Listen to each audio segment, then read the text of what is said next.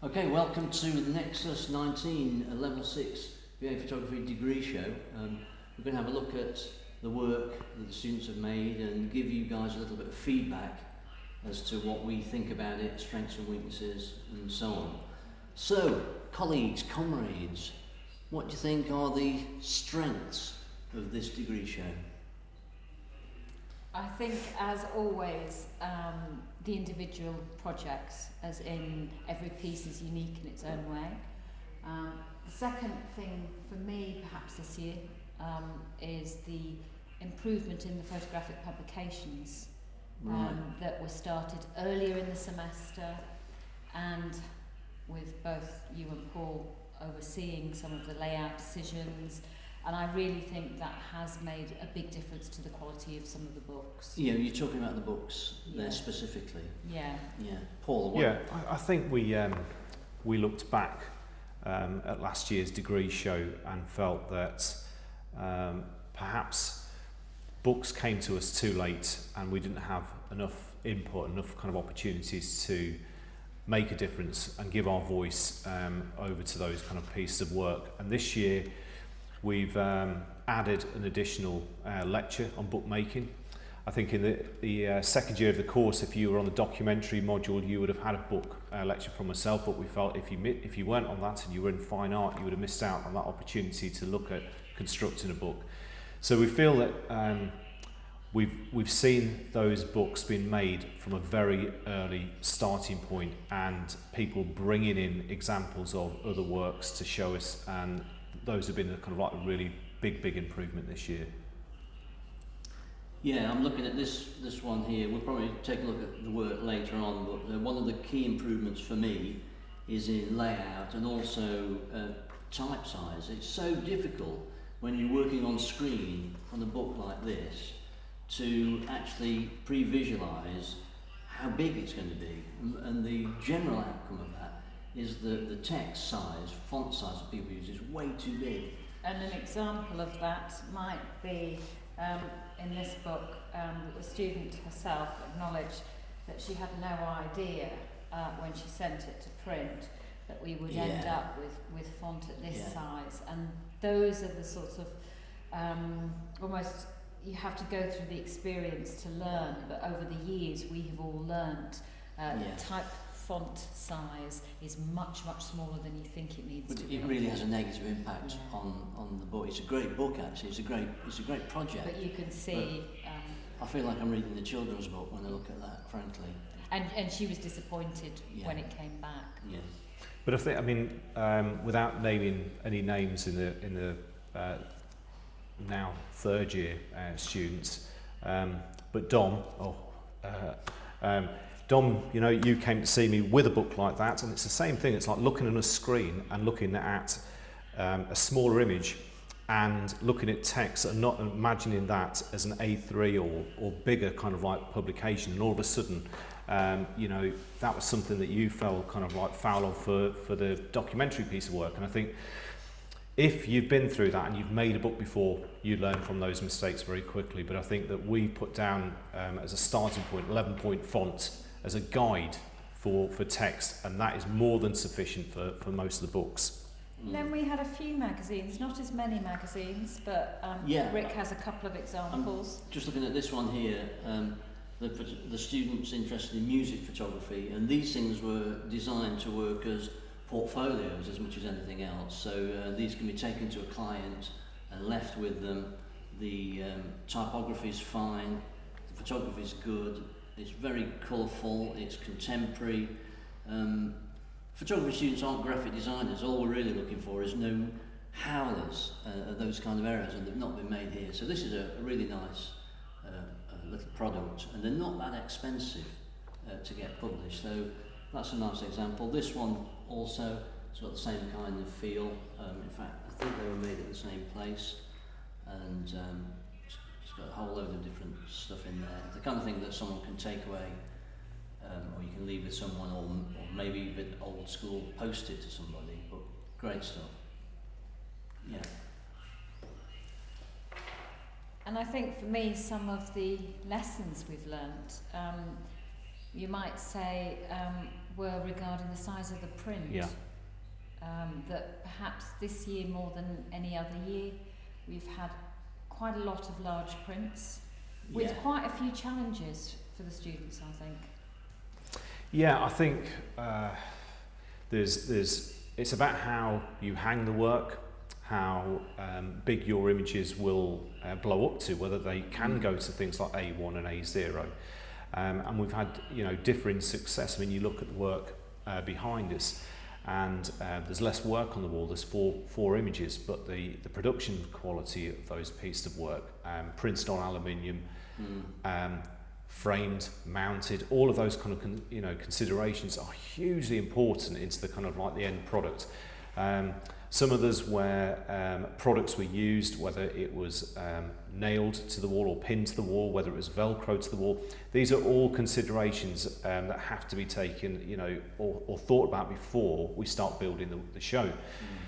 And I think the thoughts that we've got are that some of the huge prints that I've got creases on, etc., that we've got hanging around the department, I think we'll hang them up in the degree space, 3 or 4 weeks beforehand, and you have a look at them and have a look at the print quality, how they crease, how they, whether it's to use a luster or gloss, all of these kind of like things hugely important. It's quite interesting.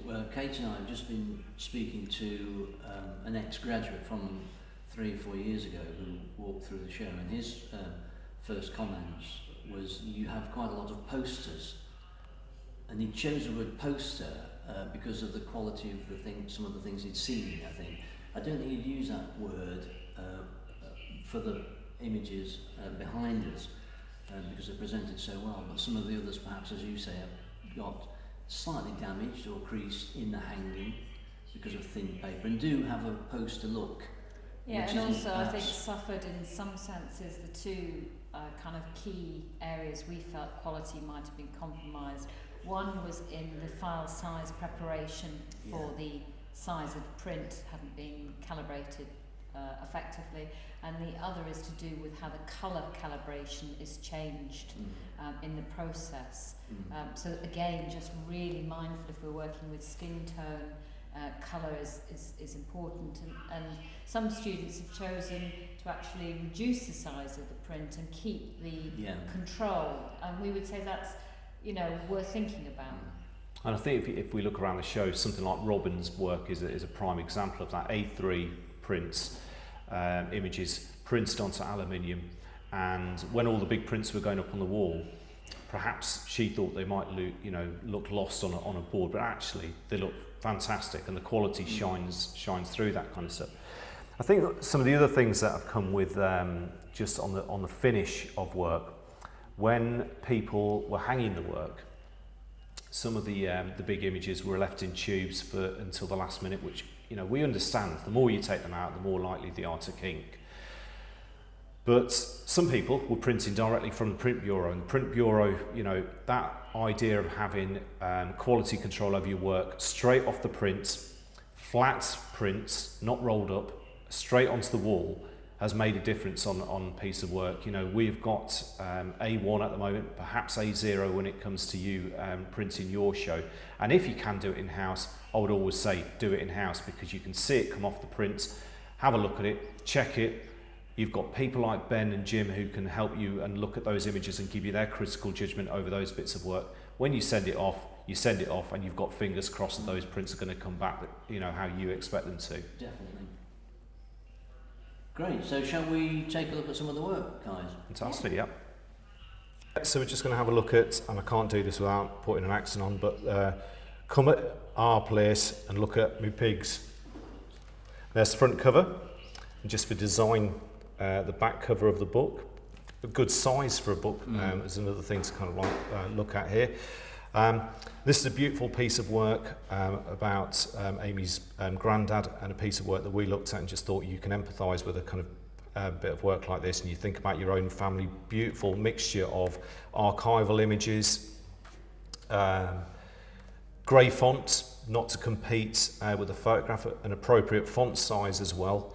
And this book came backwards and forwards to us, and sometimes things like that, just using a double page spread and having space around your work and dividers, images that bleed across 2 pages, a range of things going on here to make this book something that you don't flick through. And even things like this, army records and certificates and different paper, all considered and looking at contemporary bookmaking when this is put together. And that's why we feel it's been, you know, a real success. You just hold it up for me like that as well. Yeah. Interviews as well that Amy's done with the granddad. Just a beautiful piece of work.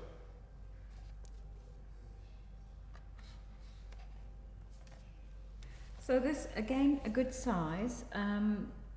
Books are useful because they can add the story, the kind of background, the full picture. And this was a really heartfelt project where Carol was looking at drifters who live in the local area. She was interested in hearing their stories and building a kind of picture of how their lives had become complex and what were the causes.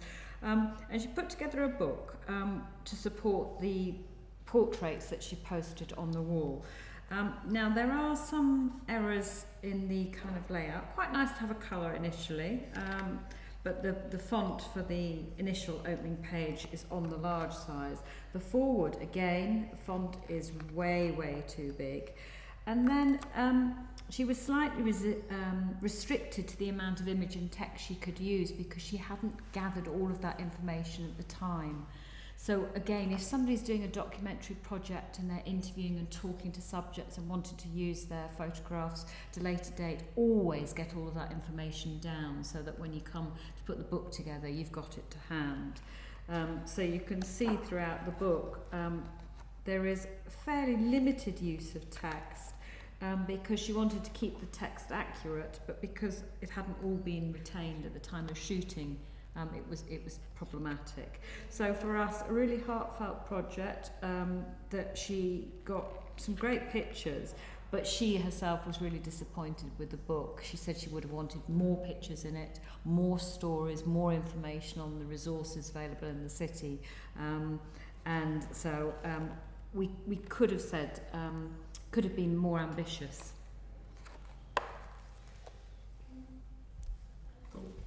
This is more of the kind of magazine approach. Again, nice layout, well considered colour and well considered sequencing.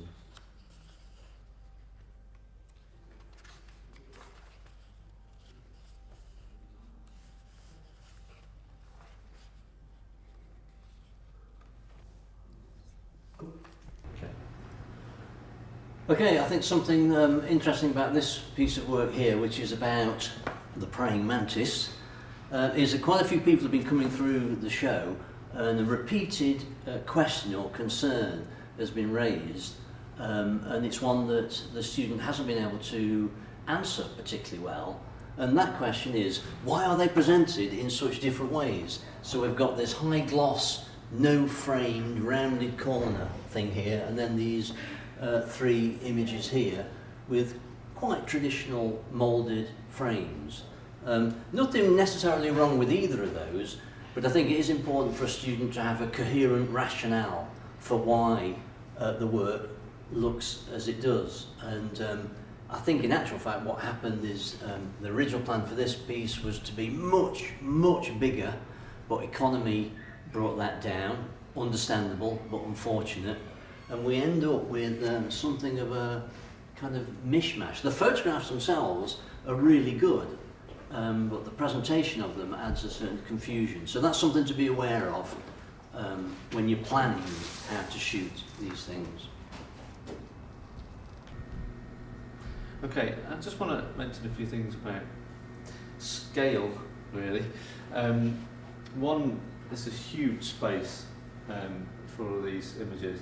And there was a few things that cropped up where when these got sent away they were all slightly different aspect ratios and were cropped in slightly different ways.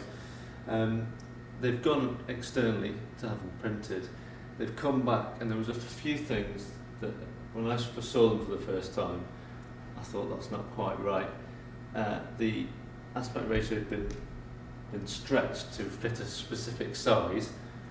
So there's a few that have been reprinted and some that were left just because of cost of reprints, and they're ever so slightly stretched, and you might be able to, if you look at them closely enough, you'll be able to see. So be really careful when cropping and resizing your images. If you're in any doubt, come and ask, because it's such a shame. There's a big run of images here, and I'd say half of them at least were stretched or distorted ever so slightly, and the human eye were very good at spotting it, so please be very careful. Other thing is, maybe this whole run might have been edited down a little bit because there's such a big space.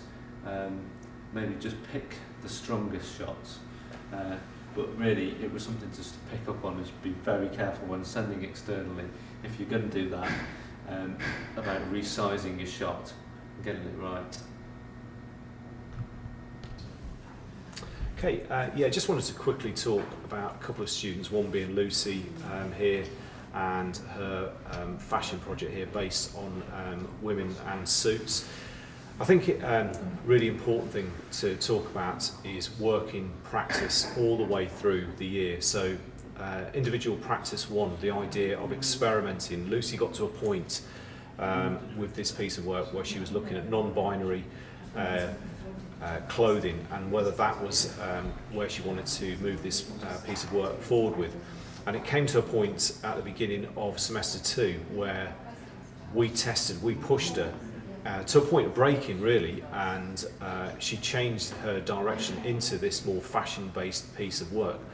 But she did it with integrity all the way through. If you pushed her, she would go off and research again and research more until she came back with the argument that she believed in ultimately, and that's why we wanted to kind of like pick up on her piece of work as a solid piece of degree practice. So yeah, just to continue on that theme of working practice, I just wanted to show you Caitlin's work, and you'll be starting individual practice 1, which is a block of work which is experimental. The idea behind it is that over a 12-week period you are going to take a photograph per week and sort of work through your ideas. And Caitlin started this project for individual practice 1, and towards the end of it struggled a wee bit, and for a few reasons, partly health reasons, but it was the amount of time being able to spend in Morecambe which was the most important thing. And for pieces of documentary practice you have to immerse yourself in those areas to get any kind of real idea of what those places are about, and she's not from Morecambe, so second semester she spent a lot more time there, really got an understanding of what this place was all about, worked through the ideas of whether it needed more portraits or people involved in this, but it was more about the fascia, the thing that people saw, which was this kind of idea of the faded grandeur of Morecambe. So all I'm kind of like looking at this piece of work to say is this person has absolutely shot up from somebody who was pretty much on her knees with this project and kind of didn't know where it was going to, I think, a beautiful piece of work, 3 images on the wall and a fantastic book. So this is Jo's work. I wanted to talk a little bit about this because for me it was the most, perhaps the most unexpected, the most original piece conceptually, where we might consider this very much a fine art piece. All the work was constructed outside of the camera, so this is not a post-production Photoshop montage. That what Jo was interested in is bringing her background in sculpture and using her own photographic archive to create these kind of magical still lives that have almost no end, no beginning, and she used the reflective surface to again work with the illusion, the magic of the medium. So we thought, again, really interesting idea, beautifully executed, and how she chose to present the work was perfect. We've reduced the size so they act as almost little jewel boxes, and she paid for the work to be printed on sort of a Pacific paper that had the luminosity she wanted, and the box that again kind of encased it as a little, almost like a little jewel, a little memory. So this was a really highly successful and well-resolved piece. Cool. So just wanted to talk about this piece of work, Hattie's behind me a little bit. As you can see, beautifully presented. She's the only student who's chosen to use a coloured wall behind it, and she went for the black to really accentuate the beautiful colour that she's created. And what is exceptional, I think, about Hattie and her work ethic is just the ambition and the guidance that she sought throughout this year.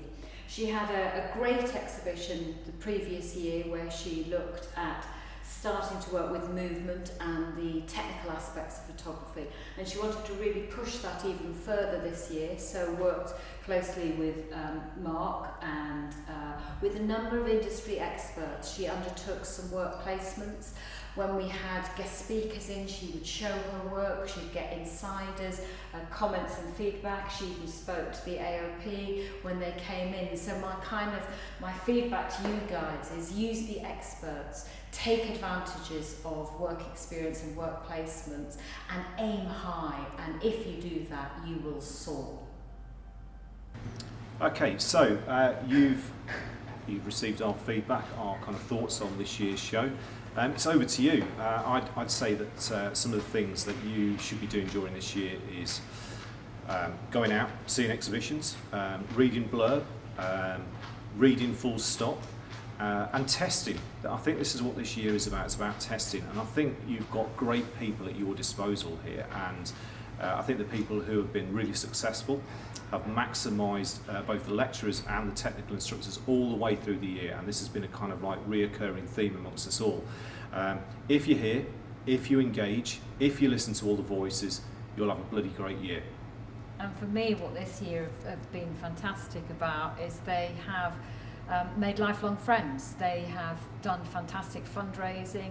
They have engaged in the private view. They had a knockout success that evening, and they have individually been incredibly proud of what they've achieved. And I think that's always great for us to see. Me too, and also bought us some very nice bottles of wine. Yeah, and mugs, personalised mugs. Yeah.